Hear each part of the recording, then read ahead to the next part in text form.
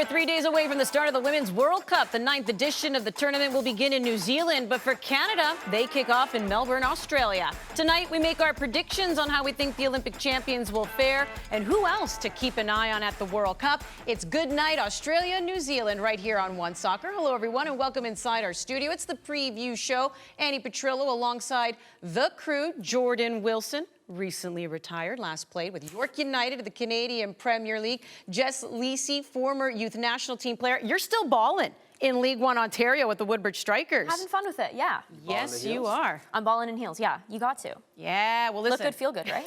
I love that attitude. The Canadians want to look good and feel good here at this 9th edition of the World Cup. And it's a big one because we're also seeing a lot of firsts. For the first time, we have two hosts, Australia, New Zealand. For the first time, we're seeing the competition expand to 32 teams from 24. The last time we saw a jump from 16 to 24, that was the 2015 World Cup, which was hosted by Canada. For the first time, we're also seeing a big increase in prize money from 30 million to 110 million. And also for the first time, FIFA will be paying players directly for their participation at the World Cup. Now, Christine Sinclair, the captain of Canada, they are the Olympic champions. There are some expectations here that they can go in and win it all. Their best finish, 2003, where they finished 4th. Before we get into our thoughts on whether they can win their first World Cup, how does the captain feel?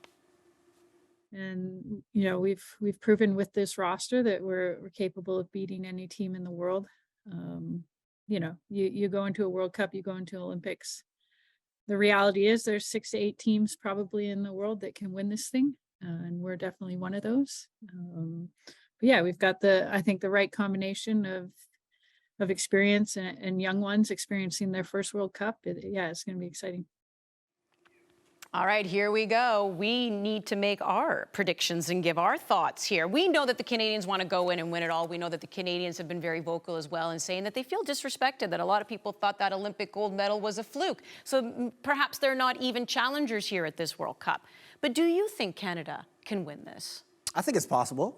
But I think in a tournament, you have to have a good run. You have to have a good start. You have to have a bit of luck. You have to close out, bang out those close games. There's just a lot of question marks with this Canadian team. I think a lot of injuries have affected maybe the momentum leading up to this tournament. Obviously, there are other factors that we won't get into as well right now. But I think that it's just, there's a lot of question marks in terms of how good this team's going to be going forward. Do they still have the same prowess that they had in Tokyo in the back? Can they defend well? But there is a chance. But basically, they need a good start. They need to win those first couple of games. And then you can start to believe. Yeah, for me, you know, I would love to say yes. I think Canada's going all the way. They're going to win it all. But if I'm being completely honest, I don't think that they're going to win this World Cup. I do think that they have a great squad. I just don't think with the injuries we've seen this year, you know, watching their performances in the She Believes Cup and their friendlies against France, they really haven't been putting out solid performances that I think can win them a World Cup. And as I said earlier, you know, the good teams, the ones that win the big tournaments are the ones that find a way to win. And we've really talked about Canada struggling up front. And I don't think anyone's really stepped into that yet. So we have seen Canada come up big and find ways to score in important moments, but I don't think they do it enough consistently to really say confidently, you know, yeah, they're going all the way, they're winning this. I do think they'll make a good run, but I don't think this is their year. Yeah, according to those sports betting sites, there's multiples of those, but they don't have Canada in the top 5. The Canadians, though, it's pretty obvious they're using that as a chip on their shoulder. They're using that to motivate themselves, that's for sure. By the way, they did play behind closed doors friendly against England. That was 0-0. So while they were happy to keep the clean sheet, they were not happy to not be able to score. We know that Olympic gold, a lot of that was on the backs of the defense, Steph Labbe being incredible, spot kicks, Jessie Fleming, I mean, she's got veins, just ice running through those veins, that's for sure.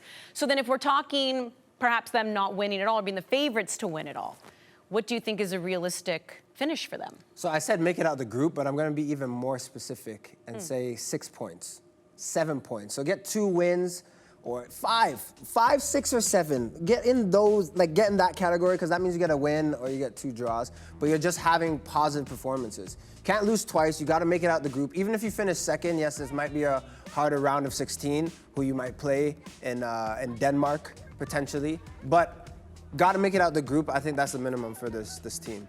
Yeah, I agree with that. I would even go as far as saying, you know, I think they should win the group. I do have that, you know, that's standard for them. Again, I do think they're a very capable team, and you know, to say, yeah, they haven't had the best performances this year, like I mentioned earlier, that's true, but this is a much bigger stage. There's a lot more on the line. So I do think Canada will bring it. So I would say the minimum requirement for me is to actually win the group. If they do finish second, sorry, I didn't say this, but they probably play England, which is a bit tougher. So finishing first would be nice when you go into the round of 16, maybe playing Denmark. You say easier competition, who knows in a tournament like that, but just finishing as high as they can is probably the best. Well, I think the concern maybe for a lot of Canadian fans is you don't want that final game in the group against Australia to matter. You would like to already see them go through, because, you know, we all know that the host nation playing at home, a lot of times that can be to their favor. Let's talk about some of the players here. This is what I love about these tournaments. I love World Cup, Olympics, any big tournament. This is where a lot of people can become household names. Steph Labbe, at the Olympics, she became the Minister of Defense. We know that the things of legacies and history can be made here for a lot of these players. And here I am getting hyperbolic here, and I'm making it really big. But if there is a player that could possibly just really assert themselves, make themselves that household name if they aren't already in Canada, who do you think that could be for this squad? Yeah, you know, I think it's easy to pick a forward. But for me, I actually think Ashley Lawrence is going to be a big difference maker for Canada. We've seen Canada have a lot of success with having their fullbacks get involved in the attack. Ashley Lawrence is a fullback with the mind of a midfielder, with the feet of a midfielder. She's so dangerous going forward. She has such tenacity when she's defending. She's exactly what you want in a player on your team. She's also just made a huge move to Chelsea. So she's riding a big wave right now. She's on a high, and I'm really excited to see her bring that leadership that she does have a couple World Cups under her belt, whether that's youth or full national team. So she's definitely a player that I think with her talent and her leadership, she can really help Canada find some success in that final third. Person that's going to do it for me, the player to watch for Canada has to be Jessie Fleming. This is going to be her third World Cup, which is crazy because she had 2015 she was 17, 2019 she played every minute. Now 2023, playing at Chelsea, you can see how she's developed, how she's ready at the ripe age of 24. She's ready to just take over games. Where she plays is she's playing as an 8 in the midfield, a bit deeper, playing as a 10. Trails, you and I both hope she's playing a bit higher up the pitch so she can do some damage and affect the game. But this has to be her tournament, and that's the beauty of the World Cup, right? You have a good 4, 5, 6 games that could just change the trajectory of your career. Right, you could be even a bigger name, but for Canada, she's the one that gets everything to tick. I think she'll play 10. I think she'll play higher up. I had a chance to speak to Bev Priestman, and she acknowledged that you have to take advantage of Jessie Fleming's creativity, and you have to put her higher up the pitch. What does that mean for Christine Sinclair? We know that her role will be different. We know that Bev Priestman has used her as a starter and has also used Christine Sinclair off the bench as an impact player. But I think it's a consensus here. Everybody likes Jessie Fleming higher up the pitch, and yes, I think she's already a superstar. Canada, well into their training, down under, and of course, we had a chance to catch up with some of the players and the coach. Yeah, it's definitely starting to get more real, like seeing all the preparation that has come into this, and like the tech staff and everyone that's like laid out everything at the hotels, and just like the bus in general, like just all that stuff is like, wow, like we're really at the World Cup. But it's so exciting, and I'm just so excited to be here, so. Yeah, and yes and no. I think the world still underestimates Canada. I think that's, we're underdogs to the outside world, and that's okay because I think that's what's driven this team to new heights. But naturally, when you get the label of Olympic champion, it does bring a different level of pressure. But at the same time, we've got an experienced group and some brand new players who their eyes are just going to be wide open at their first World Cup. But then veterans are experienced, they've experienced pressures and World Cups before, and I think you put those two things together and it makes for a great group. Getting the gold medal, it just affirmed that belief, and so now going into this tournament, it's just knowing that we have the players, we have the ability, and we can go out and win it. So we go in with confidence, but of course with humility. And so, yeah, I think what's changed is just that we have a little bit more of like that edge to us and confidence. Well, it all gets started for Canada July 20th against Nigeria. Kickoff goes 10:30 p.m. Eastern Time. And, of course, always stay tuned to One Soccer, where we will have previews and review shows here of Canada during the group stage as they continue their quest, or I should say begin their quest for a World Cup title. And we're going to have a special guest who will continue talking Canada's chances next year on One Soccer.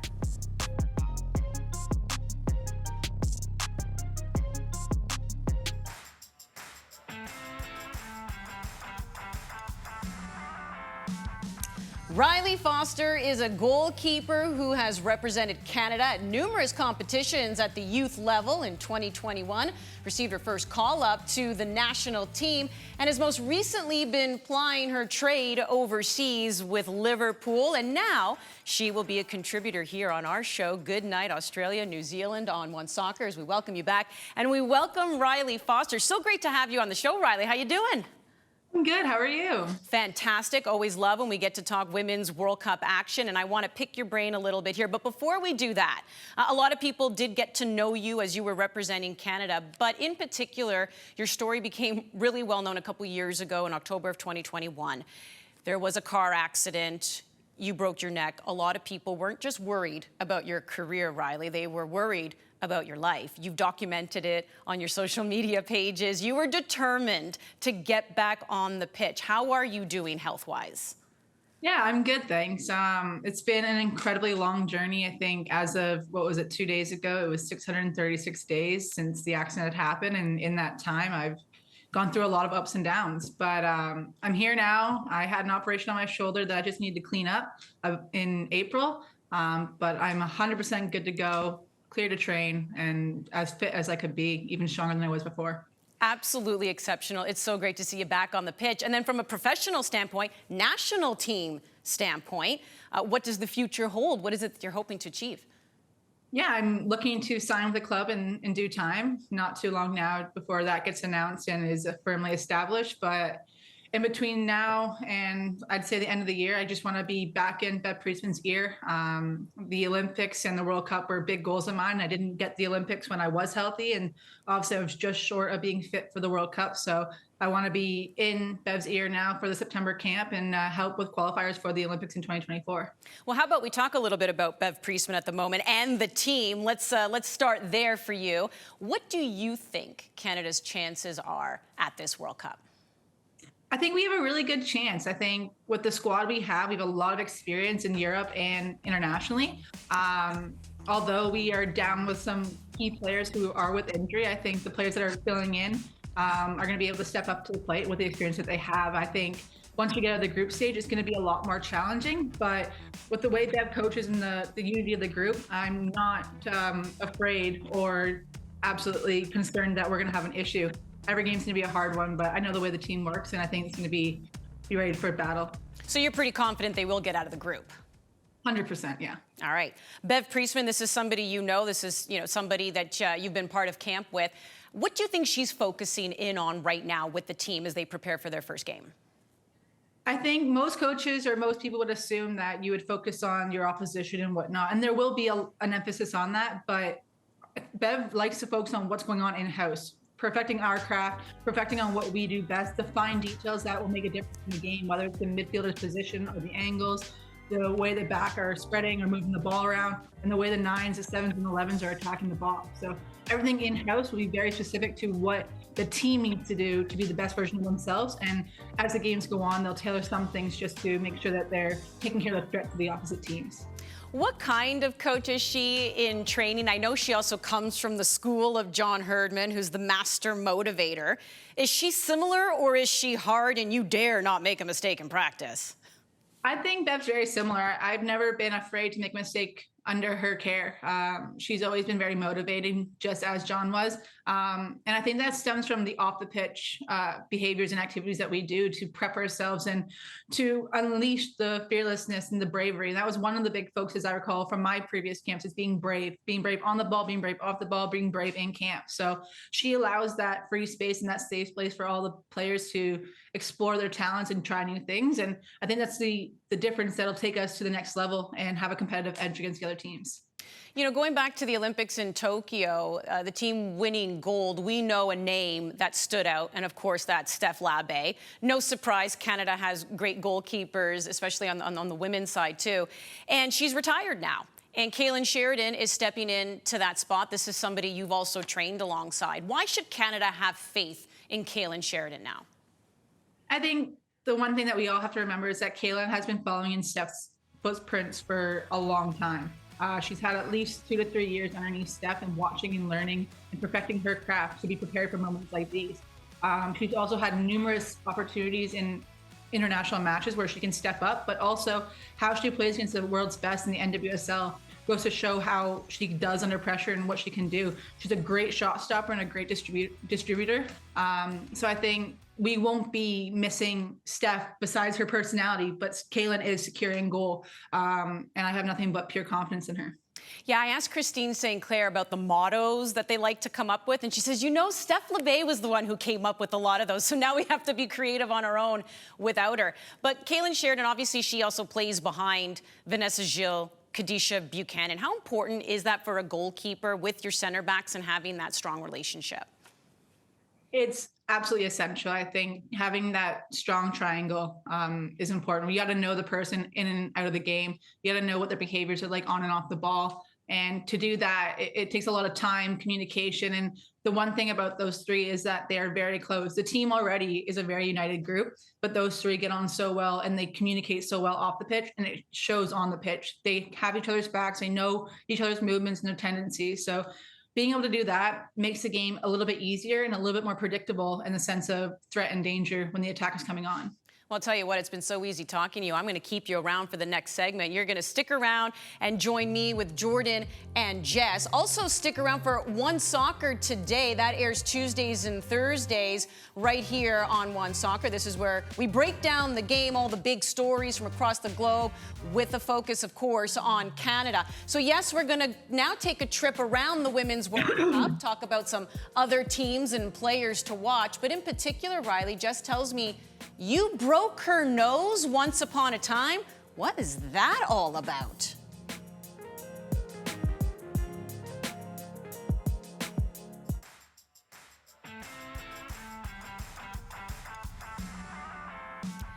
It's Goodnight Australia, New Zealand, brought to you by CIBC. We are just days away from Canada kicking things off against Nigeria at the 2023 Women's World Cup. We've been talking a lot of Canada. We're going to go around the World Cup in just a moment, though. Welcome back to the show. Andi, Jordan, and Jess rejoining me. Rylee Foster still sticking around, and I teased this going to break, so we need to know the story. Tell me about this broken nose situation. Yeah, so basically it was training. I want to put that out there. We were on the same team. It was the beginning of our senior season together. And basically the ball came in, 50-50 ball, and instead of hitting the ball, she hit my face. And just a clean break right from the side. And the best part about this is that the ball still went in the net. You still scored. Where was this? Oh, no, I was on her team. I was defending. Oh. Yeah. So it was a very unnecessary punch is what I'm trying to say. She might have did it on purpose. So you punched your own defender. Defend yourself, Rylee. What happened? Okay, from what I recall, we were working on set pieces or crosses, and Jess just decided to head the ball towards me, and I decided to punch her in the head. That is not what happened. I did not head the ball. I was Honestly, looking at you. All I heard was Rylee during the commercial break say, you're welcome. Yeah. Because she felt like she improved things. You know what? I'm offended, but it's fine. I'll get over it. But you know what, Rylee? I don't think I like you very much right now. That is tough. That is a tough one. Where was this again? West Virginia University. Yeah, that's right. Okay. All right. There we go. The story is out there. You at home, pick your side. We've got a lot to get into here as we're going to start picking some other players to keep an eye on. But let's just, the World Cup as a whole and the women's game as a whole, Rylee, we've talked about the positives off the top. We've seen the prize money increase. We're seeing the amount of teams participating in the World Cup increase. But we know that the fight is still ongoing for pay equity, for just, equity when it comes to resources as well. Where do you think the women's game is at? How big do you think this tournament is as well in just progressing that fight? Yeah, I think for me personally, if we compare this World Cup to the France World Cup in 2020, there's been a lot of growth. There's been a lot of TV, even though it's not 100% where we'd expect it to be, and even though they did fall short of what they were expecting to achieve in that respect, there's still been a lot of growth. A lot more spectators, a lot more endorsements, a lot more commercial rights for the players. although it's not been as promising numerically, I think this is also a great step. Coming after the Euros and everything, I think we're in a really good place to keep growing. This World Cup could be the pivotal moment where we see the numbers that are probably flatlining, maybe dipping a bit, just escalate 10 times more and take off, because this tournament is record for history. Yeah, it's almost like they're at a crossroads here, Jess, because there's so many positive things to talk about. And then on the flip side, it was also, recently released that FIFA fell short of their broadcasting dollars. They wanted to hit 300 million globally. They ended up doing 200 million, so 100 million shy of that.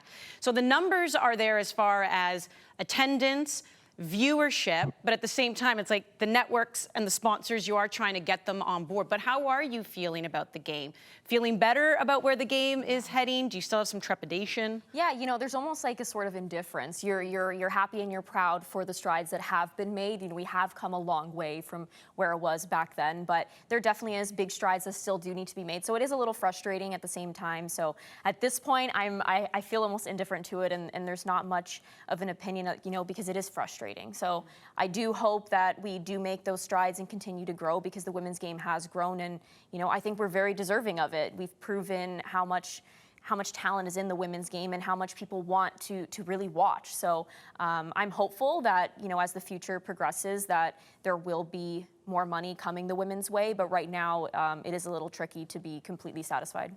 It's conflicting as well. I think the part that's conflicting for me is that I think the women's game has grown so much, and that there's a lot of resources that are put into it, but then there's still so far that we need to go. And it almost feels like in a short amount of time, almost like you're on borrowed time, because things should have been in place years before. So it's a conflicting time. You got a World Cup in the summer you want to go and enjoy the football and enjoy the upsets and enjoy penalty kicks and all the things that come with the game that we all love. But then the other part of it is these are people that are women, ladies that have their jobs, that they want to go and make sure that they're looked after and that they can say, this is something that I'm doing, I can build off of that. So it's just all parts at play. When everything can come together and be cohesive, then we know we're in the right direction. They'll continue to apply the pressure. And speaking of applying pressure, we know that the American women have done just that at the World Cup. They're looking to win an unprecedented third straight title. Should they be considered favorites to do so? I think so. I think the three-peat is pending. I think that they won the last two World Cups. This is a dangerous U.S. side.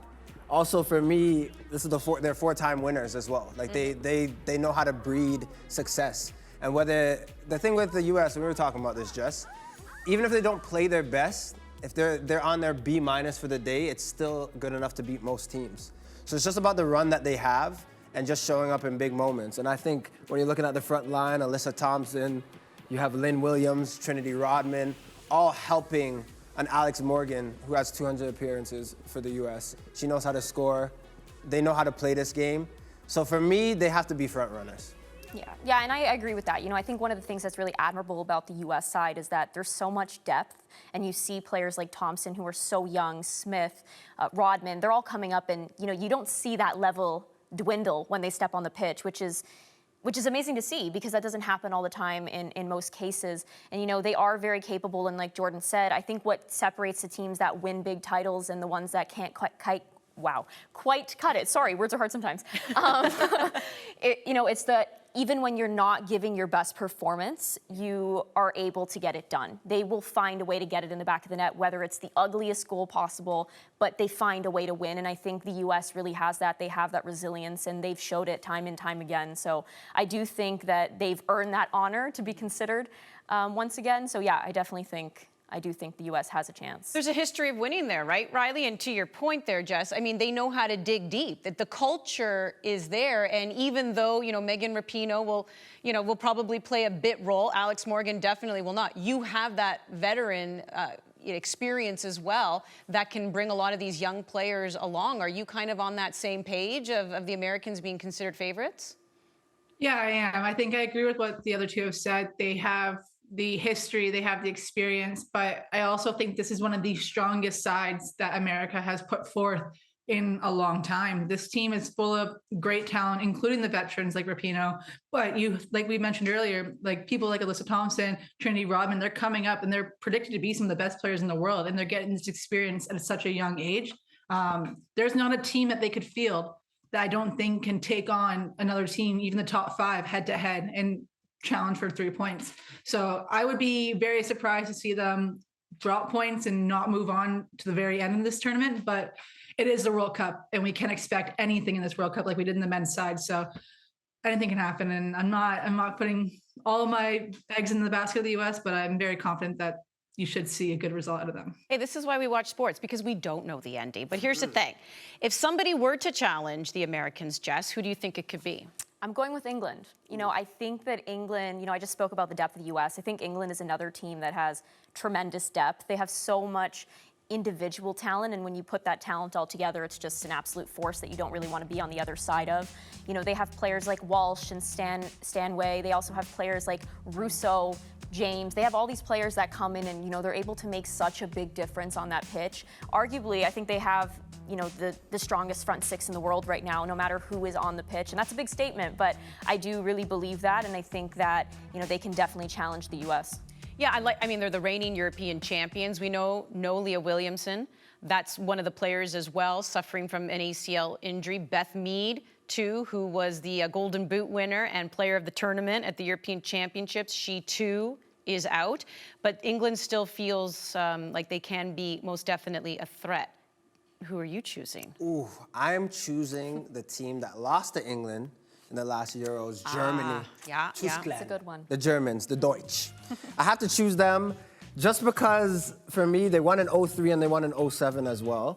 But we talk about a team that breeds success or has winners, and that is this German side. 8 out of the last 13 Euros, they've won. So this is a European powerhouse. Now, just going to a World Cup, I also think in Group H, that plays a factor into why I believe they can go far. It's because they have a group of Colombia, South Korea, Morocco. I feel like they're gonna win that, come in first in that group, then maybe play Jamaica in the quarterfinals, or it could be a France, or it could be, who else is Jamaica's in there. France, Brazil, Jamaica. So one of those 3, if they can win that quarterfinals, they're heading to a nice semifinals. And I just feel like they can make a run. I just have that vibe. Rylee, are you going to introduce a third team, or are you going to break a tie here? I will break a tie here. I'm on board with Jess. I think Oh, come on! Get that. She broke you. Hey, you broke her nose. Come on, my side. But we love each other. It's That is fine. crazy. Clearly, yeah. Okay. Bonded, just like the surgeon bonded Jess's nose back together. No, but in all fairness, I believe that England have one of the strongest sides. They're on a really good run right now. Basically unbeaten since Serena Wigman came in, and that's quite a success story. The team itself is full of superstars who are all predominantly playing in England, and they're at the top of their game in the WSL with a couple overseas. And you have the likes of Lucy Bronze, Kira Walsh in Barcelona, and then with Georgia Stanway in Bayern. You have that English talent, but now with an effect of a little bit more European flair. And I think the experience that team has is unspeakable, honestly. Like playing against them week in and week out, watching them and studying them myself as I've been playing in England, some of those players are absolutely amazing. And like Jess said, the depth is unheard of. They can place any team and go head to head just like the US can. So very confident in them as well. And I'd like to see them field some of their young players like Russo and Alatoon as well, just because they bring in a different flair, they bring in a different energy, and it's exciting to watch them, and they're creative on the ball. So very hopeful for them as well. Hold on a second. I think Jordan has a comeback. Yeah, I was raising my hand. Rylee, from your expertise, and I'm going to ask both of you ladies this as well, who do you feel is the dark horse of this tournament? Because I ask people this all the time, but I want to know your opinion. Excuse me, I'm the host here. Yeah, Why I are just had you a question. going rogue right now? I felt it in my knee, so I was like, yo, I'm just going to do it. Did you have that question lined up? I don't know. Maybe, maybe not. But now you're just Can you taking forgive my me? job. Do you have a dark horse for the tournament? Rylee, do you have a dark horse? Yeah, I mean, I think the Australians, the host country, are a very strong team. Recently, they took on England soil, and they did come out with 3 points. And you can argue the match wasn't as perfect and clean on both ends, but that's a big statement going into a home World Cup. And I think having the stands filled, their own families, their spectators in the stands, it's going to create an environment that they're going to thrive off of, and you use that to your advantage. And not every team can do that, but the Australians seem to do that every time matches are played there. So those would be my prediction of a dark horse to get further in the tournament. But I wouldn't be surprised to see Spain kind of creep in, even though they're not as strong with their 9 or 10 players that are out right now, but I can see them stepping up to the plate as well. All right, Jess, how about you? Well, I agree. I think Australia is a dark horse, but at the same time, I consider them a really solid team. So I wouldn't be that surprised if they did do well. I'm also a big fan of Sweden. I've been a big fan of them. I think that they're a team that works really hard. They're very good in possession, defensively, very hard to break down. So I do think that they're a squad that's very capable of very capable of kind of coming in and potentially putting up a good fight and making it all the way, because they do kind of have that underdog mentality. And at times, that can bring you all the way. So yeah, it's hard. I mean, they've been to the final at the last 2 Olympics as well. Of course, that's who Canada beat in Tokyo. So I think that they are a strong team. Wouldn't be surprised. I can throw in a real dark horse, maybe. Perhaps. So these weren't real dark horses? No, they're real dark horses. Okay. I'm just saying, if I was going to give you a hot take, how about there that? There it is. Yeah, say what hot your chest. take. Come. Maybe I would say Norway. Ooh. Didn't they made the quarters in 2019 without Ada Hegerberg, one of the best players in the world. She's back. We know why she missed 2019, the ultimate fight. She was saying for equal pay. She's like, I am not going to represent this national team whatsoever. Crushed her own dreams not to go to the World Cup to prove a point. She was coming off a Ballon d'Or victory. She was the first ever to receive that award in 2018. She's back. And she has not stopped scoring goals, P.S. So I wonder, Norway, by the way, you asked the question, who's your dark horse? I mean, I'm conflicted just because the 2 dark horses I have are both in Canada's group. I think Nigeria can actually make a run. I think they can get out of the group, and I think it's just, you just never know in quarterfinals. How about the ultimate dark horse? Canada. How about that? The Olympic champions. Throw them in there. Let's go. We know 2 legends are going to be retiring from the game. This is going to be their last World Cups. They have made it official. That's Megan Rapinoe of the United States, who will be competing at her 4th World Cup. She's a World Cup champion. She's also an Olympic champion. And then you have Marta of Brazil. She made her debut at the World Cup 2003, same year as Christine Sinclair. This will be her 6th World Cup. She, too, will be retiring after this, an absolute legend who has won Copa America but has never won the World Cup. Let's begin with Megan Rapinoe here, Jess, and just the legacy that she leaves behind. Yeah, like you said, 4th World Cup. Not very many people can say that they've done that. She's been a champion 2015, 2019. She's somebody that, has allowed the U.S. to have that reputation of being an absolute beast. You hear about it so often. The U.S. is unbeatable. Megan Rapinoe is a huge part of that. But I think something that's really admirable about Megan Rapinoe is she has really left this legacy to, dream big and not be afraid to speak out. She's very vocal about her stance on LGBTQ rights. She's also big on racial inequalities and gender inequalities. And, not just anyone is getting the Presidential Medal of Freedom, right? That's a big honor. She's the first soccer player to do it. So I do think that as a player, she's left a great legacy behind. She's an absolute legend on the pitch, but I think her bravery off the pitch and how outspoken she is really admirable. And I do think that she's really left a great legacy behind her. Yeah, what she's done on the pitch, everyone can look that up and see for yourself, but also following the story of what she's done as well for equal pay. We know that she was a leading voice in that as well, even within her own federation. And so is Marta, Rylee. I mean, this is somebody, who was outspoken even after 2016 Olympics. That was in Brazil. After they were knocked out, she made an emphatic plea to her federation and to the people of Brazil not to give up on women's soccer. At the 2019 World Cup, we saw her with the blacked out Nike boots, but it had a pink and blue stripe on them, which represented the campaign of Go Equal. So she too has been at the forefront of that. But what do you remember about Marta, the player?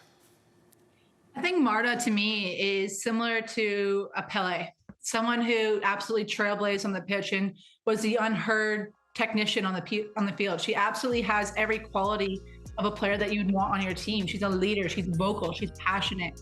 But with the ball at her feet, she's so special and she can create so much chaos on a back line. Her movements off the ball, everything. Marta is just one of those players that no matter at what stage in her life and what stage in her career, she's always just been an undeniable threat who can score goals on the flip of a dime. So one of those players that we're going to miss greatly. We're going to miss her trailblazing personality, the way she fought for all of our rights as females and footballers, but also just that flair of skill that we see on the pitch that she brings day in and day out. She's coming back from an ACL injury, so don't know what kind of minutes she'll see, but I kind of likened her, at least at this World Cup, because Messi was entering as like a winner of Copa America, but never the World Cup. Could she go out on top? What about Brazil being a dark horse? I don't know. I feel like we could give a chance to everybody here, right? There will only be one winner. But if we're also going outside of Canada and we're looking at players, is there one other superstar as I knock my pen over? Thank you very much. Quite the gentleman. Who is another player? Don't steal my you little thief. Who is a player you're keeping an eye on as I keep an eye on my pen? It has to be, for me, a player from Nigeria, Assist Oshala. Yeah. She is dangerous. Playing for Barcelona, has power, has pace, has elegance, 83 goals in 89 appearances. Oh my goodness. That is, like, you're scoring for fun. Every time you get on the pitch, and it's the way that she's scoring. Some of them are in behind, some of them she's taking on 2 or 3 players, caressing the ball in the back of the net. Some of them are power, some of them with her head. She's dangerous going forward. She has to, for me, has to be the player to watch. Yeah, she's pretty exceptional. Jess? You know, I think you could go on for days about players that are exceptional and you want to watch. But for me, 2 players that I'm really excited to see are Sophia Smith and Sam Kerr. You know, Sophia Smith is, she's only 23 years of age. This is her first major tournament, but she has showed time and time again her talent. She, last season, had 15 goals for Portland Thorns. She actually led them to a championship. She won MVP of the league. She right now is at 10 goals, just over halfway. So, you know, I think that she has shown time and time again how great she is. When you look at a player like Sam Kerr, she's a magician. You want Sam Kerr on your team. You want her to be in front of the net. She's a player you fear as a defender. And, you know, she has 12 goals this season so far in 21 appearances for Chelsea. So that's a big club. And, you know, she, again, time and time again, proves why she is arguably the best striker in the world. Easy for Canadians to keep an eye on those 2 because they're also in Canada's group. Yikes. Rylee, who are you keeping an eye on? I'd have to say Alexia Putellas, because although she was in the Euros last year, she's in her ACL 2 times on the bounce. I think she has a point to prove. She's earned those Ballon d'Ors, rightfully so, prior to her injuries, but coming into a World Cup now with a squad that, like I mentioned earlier, is fighting for their rights as well within their federation, she has something to say to that federation. She wants France to be on top. They've only appeared in the World Cup, I believe, 3 times, so this is a big time for them to make a mark in history, make a mark on who they are. It's a team full of talent. How she performs in the Barcelona group is absolutely amazing. She's a magician in the midfield. She can do this and anything more, but she also scores a lot of goals. So I'm really excited to see her, but I'm also really excited to see how she bounces back from injury after 2 years of gruesome ACL rehab. Like, that's not an easy feat. And I think it'll be really interesting to see the mentality she brings into this tournament. Yeah, they've been going a little lighter on her with training as well, but she is called the best player in the world for a reason. 2-time Ballon d'Or winner. Other accolades that have come along with that. So really excited to see her back in a competitive field. Rylee, we'll check in with you afterwards. We're going to say goodbye to you right now. Great stuff. And do not let Jess make you feel bad about what you did. You were just defending your goal. One Soccer here, by the way. We have all your soccer covered. Saturday is the Tony Bet match of the week when it comes to the Canadian Premier League. You have Halifax Wanderers taking on Atletico Ottawa. Kickoff 3 p.m. ET. There are 9 host cities at this 2023 World Cup. Brisbane is one of them. We continue our conversation as we preview the World Cup here on One Soccer.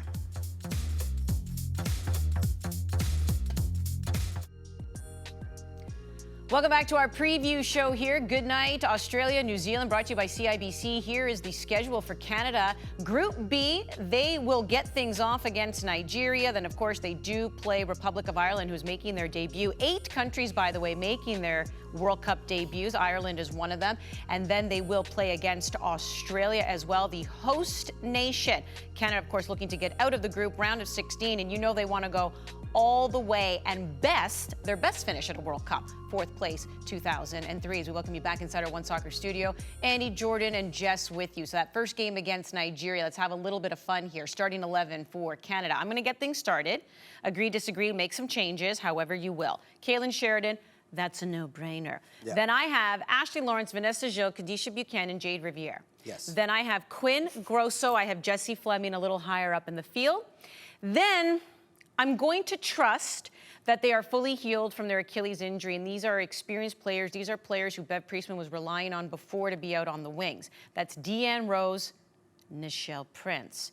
And ladies and gentlemen, because I think she has improved, I think the move to NWSL has been great for her, I think Jordyn Huitema gets the start as the number 9. That's my starting 11. Make your substitutions as you please. Okay, 2 changes we're gonna do. We're gonna take the right wing. We're gonna put Lacasse. Ooh, Chloe, Yeah. yes, okay. Okay, then also I'm going to play Sophie Schmidt. I think if she believes she did well in the midfield, I like a defensive minded midfielder just to break up play. Those are probably gonna be my only 2 switches, but I just have to say, I love manager Andi. So is Sophie Schmidt going in for Quinn or Grosso? For Quinn. For Quinn, okay. Yes. There you go, Quinn. And then Nichelle Prince being replaced by Chloe Lacasse, which is hard to argue because Lacasse has been phenomenal. Yes, but also Nichelle Prince, that ace card off the bench, and she hasn't been playing that much yet. Deanne Rose, I could trust. Yeah. Just because she's been back, she's been playing.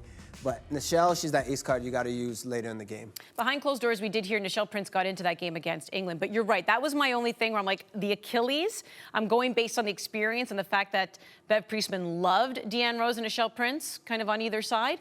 Yeah, so I agree. I think Lacasse is great. But you know what? I think Leon really stepped up. I really do. I think that in Nichelle Prince and Deanne Rose's absence, she was the one that Canadian fans were looking to really get the ball in the back of the net. So, you know, I think Nichelle Prince, although she's coming off 7-month injury, is she game fit? Who knows? I don't think she's 90-minute game fit just yet. So potentially starting Leon out on the flank, I would start Deanne Rose. And you know what? I think for the first matchup against Nigeria, where we know that team's going to come out and really put up a good fight, I would actually start Sinclair and I think bring Jordyn off the bench to bring that energy and that flair. She has been doing really well in her season so far. So I do think those would be my changes. I do agree with everyone else, though. Quickly, Adriana Leon, if we get the Adriana Leon that we had a year ago, that just seemed like she could not stop scoring. Yeah. Left, right, didn't matter. She was just banging it in and scoring all the time. That's the one we want. Yeah. Then I would start her. But we just don't know what she's looking like right now. Well, no, the move to Manchester United and then the move to NWSL has not been going well. She hasn't been playing. That was my only concern with Adriana Leon. But yeah, see, that was it Christine Sinclair or Jordyn Huitema? You challenged me a little bit on that. We'll see what Bev Priestman puts together as Canada gets set for their game against Nigeria. Now, I wouldn't exactly say that this is the safest way to promote the World Cup, jumping out of a plane, but it's definitely a lot of fun. Hey, we're going to get to know the two of you as footballers next. Stay with us.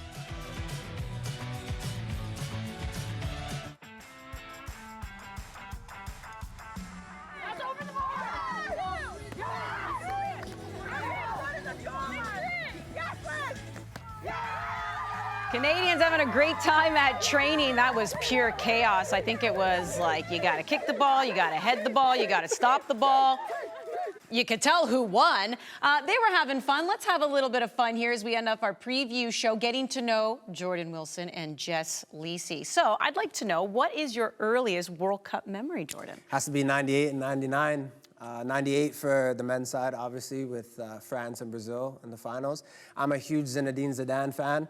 Header, both goals, great performance. Also, the real Ronaldo, R9, that was a tournament he came to life after his huge injury. And then 99, Brandy Chastain, yeah, Yes. huge. Shirt came off, the energy was there after the PK goal, I think, against China. 5-4 on PKs, but that was a moment for me as a little boy where it really catapulted football. I would agree with you, but I was born in '98, so it doesn't, you know. You may proceed. Yeah. Young buck! Anyway. Woo!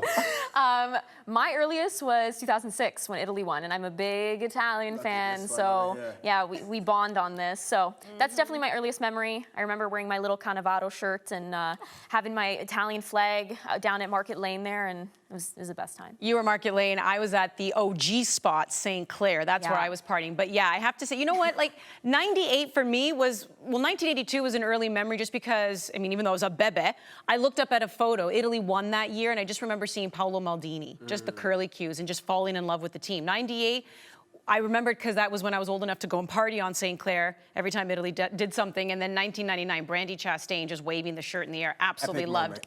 every single moment of that. Who was the player you idolized growing up? Zinedine Zidane and Patrick Vieira, but Look, it's the Women's World Cup. Zidane also had a great header in the 2006 final. I don't want to talk about it. Don't upset me. Right now. I'm gonna keep my spirit nice. True, I do remember that. Ladies, Charmaine Hooper, baller. Absolute baller for Canada. 71 goals in 129 appearances. When she played, it was just always someone to watch for sure. Well, since I grew up watching the Italians, I was actually a huge Pirlo fan. I loved watching him play. You know, he was such a playmaker. And then on the women's side, I actually grew up idolizing Christine Sinclair. So Look at that. yeah, so now it's pretty cool to be able to watch her still playing to this day. To the shock of absolutely nobody, Gigi Buffon, absolutely loved him. And Erin McLeod, when she walked out, especially with that red mohawk, like, who are you? I love you. What is your most embarrassing moment on the soccer pitch? I hate reliving these things, but I guess since it's a question, I have to answer it. I'm excited. OSA, anyone who's grown up in Ontario, there are 3 pitches. I was on pitch C, indoors, I think like U11. I heard the buzzer. I felt like it was from field C, but it was from field B. Oh, no. I picked up the ball to give it to the ref. He just went and pointed to the clock. There's 5 seconds left. I gave up a penalty. We lost 1-0. I'll never forgive myself. I don't touch the ball with my hands ever now. If I fall, I'm going like this. I'm putting my chin on the ground. I don't touch the ball because I gave a penalty when I was 11. I'll never forget it. Oh, poor thing. Yeah, it hurts still. Oh, man. I hope yours isn't as bad. I mean, I fully fell on my butt. Yeah, so I was definitely involved in a little bit of, you know, mouthing off with some other players. The ref broke, yeah, I know, really shocking. The ref really broke it up. I went to go, you know, backpedal away, and I fully caught myself in my lace and just landed right on my butt in the middle of the field. So that definitely wasn't fun. And I was not 11. I was much older. So it's like this happened last week. Yeah, this was like a couple of years. Blade of grass took you down. They'd be like, wait, what is it? You got to look at the pitch. Be like, what is this? Exactly. That's what all the guys do. There's something there. All right, what is the best goal you've ever scored? Whew, has to be last season. Goal against Halifax. Because I was missing a lot this year. This is also my first goal as a papa, as a dad. Straight in, baby. Ram Prasad, I love you, but I owned you there, buddy. Straight up. I said, get off me. I remember this play as well. Dom Sator didn't celebrate. He stayed in our half or their half because if every player came into our half, they could start the play. So he like celebrated from a distance. He said, yeah, go ahead, Jordan. And I realized after, I said, oh, this is a rule that I probably should remember. You kept running, though. That was a big run. Yeah. All right, your goal, which was like, what, just last week? This was Yeah, it was in the last couple weeks, yeah. This was... Talk us through it, Jess.